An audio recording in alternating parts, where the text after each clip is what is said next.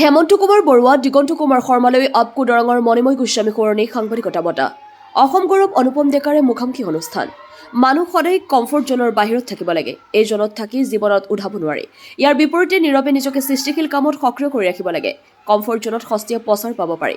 তাৰ দ্বাৰা সমাজ আৰু ব্যক্তি কাৰো কাম নহয়।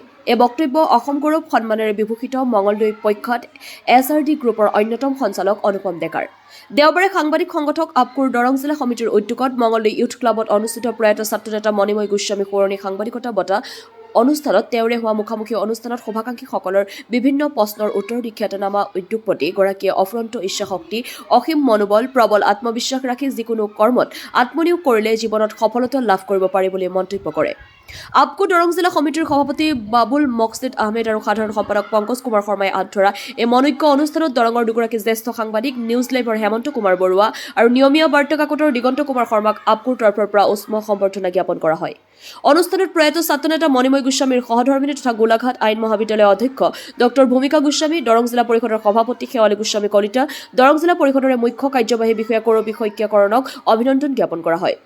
সংগীত শিল্পী দীনবন্ধু চহৰীয়া, মহেশ্বতা দেৱী, হেমলতা দাস আৰু কালিন্দ বৰুৱা আৰু সংগীতবৃন্দই কেইবাটাও মনোজ্ঞ গীত গাই অনুষ্ঠানটি জীপাল কৰি তোলে। মঙলদৈৰ পৰা মিৰ্জাইল ইৰফানৰ প্ৰতিবেদন AIN live. Assam press correspondent union চমুকৈ আপকো হৈছে এটা মফচলীয় সাংবাদিকসকলৰ এটা বলিষ্ঠ সংগঠন। এই সংগঠনটোৰ এই আপকোৰ দৰং জিলা সমিতিৰ উদ্যোগত আজি মঙলদৈ ইউথ ক্লাবত এটা অনুষ্ঠান অনুষ্ঠিত হৈ গ'ল, যিটো অনুষ্ঠানত আমি জিলাখনৰ দুগৰাকী জ্যেষ্ঠ সাংবাদিকক আজি বঁটা প্ৰদান কৰিছোঁ। প্ৰয়াত ছাত্ৰনেতা সদৌ অসম ছাত্ৰ সন্থাৰ সহকাৰী সম্পাদক প্ৰয়াত মণিময় গোস্বামীৰ নামেৰে দুটা বঁটা আমি আজি এই সভাত আমি প্ৰদান কৰিছোঁ।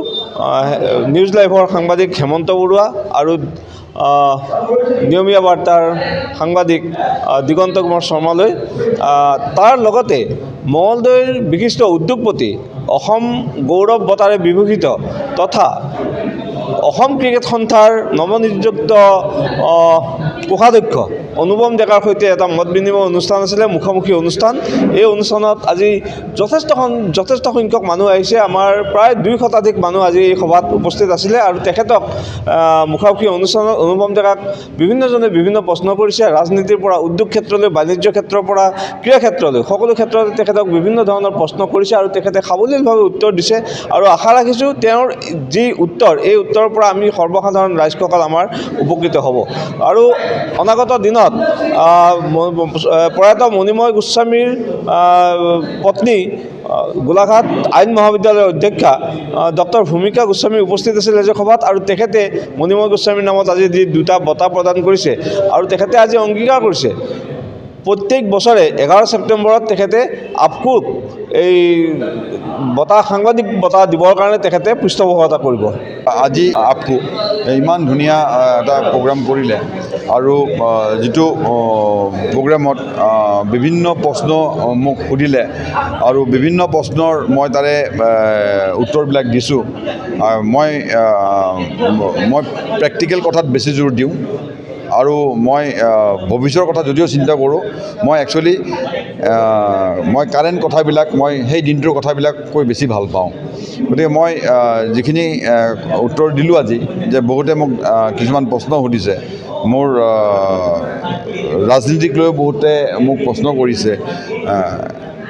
যেতিয়া সময় যোনফালে ঢাল খায় আমি তেনেকৈ চলিব লাগিব, কাৰণ কালিৰ দিনটোৰ বিষয়ে যদি মই প্লেন কৰিবলৈ মই সক্ষম হওঁ ভাল কথা, আৰু যদি মই সক্ষম নহওঁ তেতিয়াও মই থাকিবই লাগিব।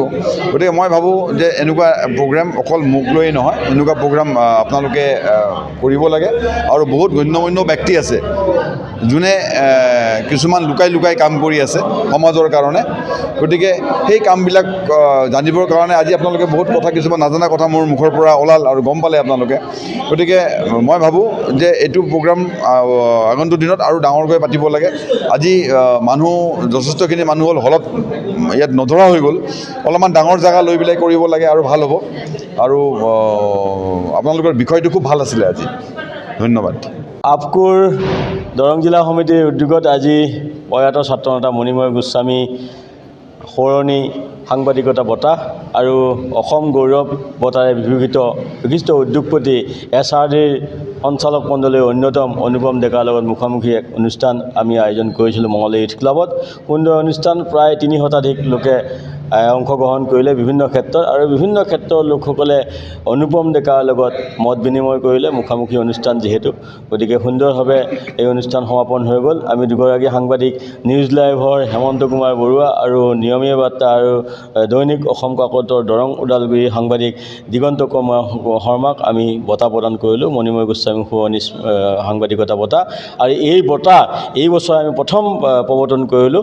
অহা বছৰৰ পৰা আমি এই বঁটা আৰু চলি থাকিব। পৰৱৰ্তী সময়ত 2জনতকৈ আমি 4জনো হয়তো হ'ব পাৰে। অহা বছৰ আমি 11 ছেপ্টেম্বৰত কৰিম, যিহেতু মণিময় গোস্বামীৰ মৃত্যুতিথি 11 ছেপ্টেম্বৰ। তেখেতসকলে পৰিয়ালৰ সহধৰ্মিনীয়ে তেখেতৰ সহধৰ্মিনী ভূমিকা গোস্বামীয়ে আমাক ঘোষণা কৰিলে যে 11 ছেপ্টেম্বৰৰ দিনা আমি প্ৰতি বছৰে কৰিম। যিকোনো খবৰ আৰু বিজ্ঞাপনৰ বাবে যোগাযোগ কৰক 7896121996।